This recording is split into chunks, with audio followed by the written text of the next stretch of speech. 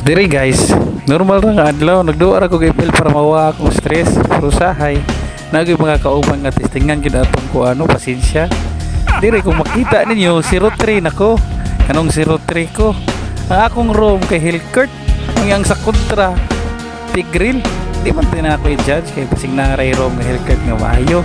Ang problema lang kay mag-objectives ko magturtol di mo kuyog. Saan pa na ako ani pagkuha sa objectives? Tarawa yung Tigril o isog kaayo. Sa sukul dagar gid akong mahimo ani. Karon kana nang Hillcourt ang MM. Dude na aylan nag-iilog ako ang pop. Sa ako sila pasagdan, naglakaw sila eh. Bawas sila na retreat kuha. Karon ilang patyon ang MM sa ubos. Ang sili-sili. Kuwag po nila. Tanaw na ko kaya naman nila. Pero wala na lang kumutabang. So diri ko na hipong. Ganun nasuko si Hillcourt tanaw eh. Kung gitrash to. Kurpa daw po no. Sabuta din na ano ni siya sa isuda na yung utok. Dire si Silong low life akong gikukod. O maupatawag yun na akong first kill. May na lang na ako'y 1 kill.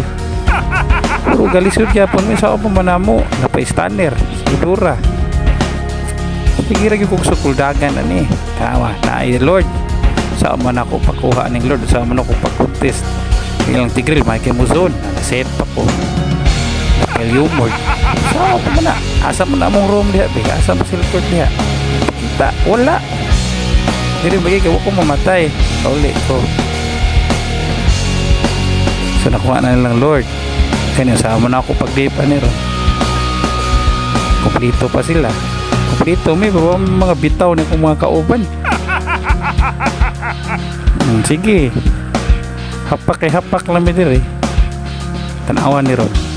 Maset pag may ani sa Tigril Ron. May kay musit lang Tigril guys.